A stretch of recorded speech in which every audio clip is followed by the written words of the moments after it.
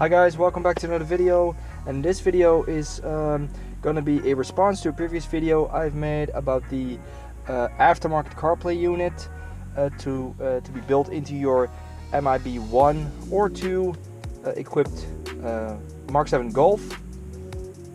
And I've seen the kit works on other cars as well, but since I have a Golf, this will be applicable to the Golf.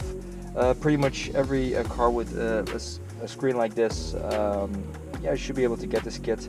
Link to the previous video for installation and everything. But this video has been made because there have been quite a lot of questions about why I couldn't get the steering wheel buttons to work with the CarPlay unit.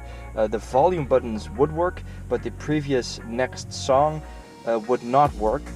And now I found a solution, or well, I haven't found a solution. One of the people who watched my video, it goes by the name of Aldo. Thank you so much, Aldo, for this fix. But I thought it would be a good idea to put it in a video so everyone can see the fix. So what this fix actually does is make sure the previous and next buttons work. I'm using YouTube Music, but it will work for Spotify as well, or any music app that you have. And something very nice is that this will actually also improve your audio quality by quite a bit. Now, I've already done the fix, so I'm gonna show you guys what happens when you turn on the car, and yeah, that you pretty much have no downsides to it. So yeah, let's see. Some audio is gonna play when I start the car. I'm gonna mute that. That's mainly for copyright issues. I don't want to get striked or anything. So there is audio, you can see it on the screen, and I will demonstrate it by the buttons, but the audio will be muted, so yeah, just bear in mind. So this is where you get in the car. I haven't started the car, I've just got in. I haven't started it yet, but let's turn it on.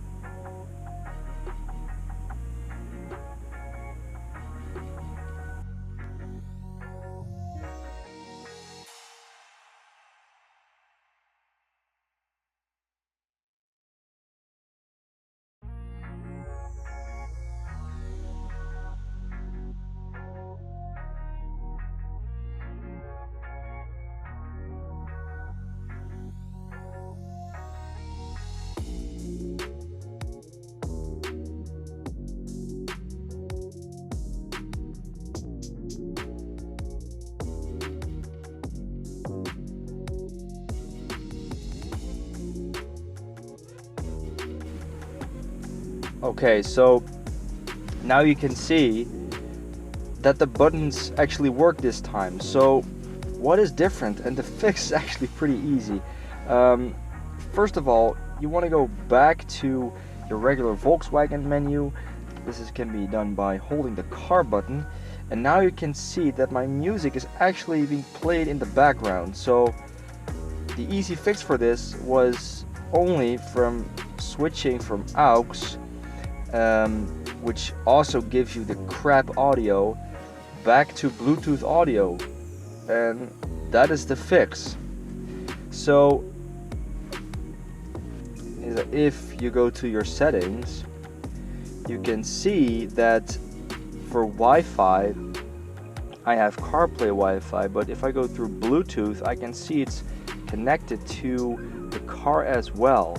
So what this does is actually does all the audio and music stuff through Bluetooth, which keeps the quality and also the steering wheel controls, but let the whole CarPlay unit, so the visual aspect, let it go through Wi-Fi, and that's it.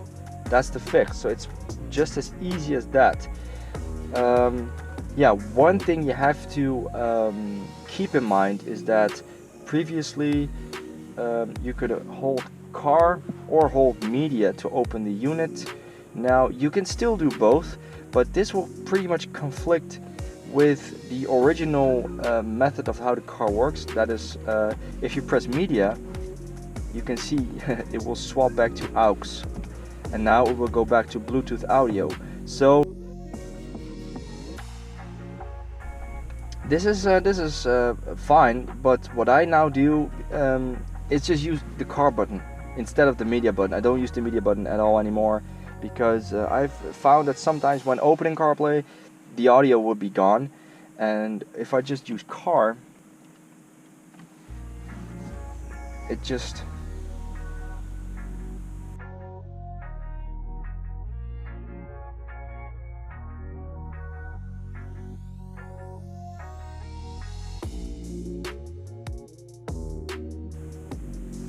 so yeah, that is the fix to getting back your audio quality that you're used to, and also getting all of your steering wheel controls back.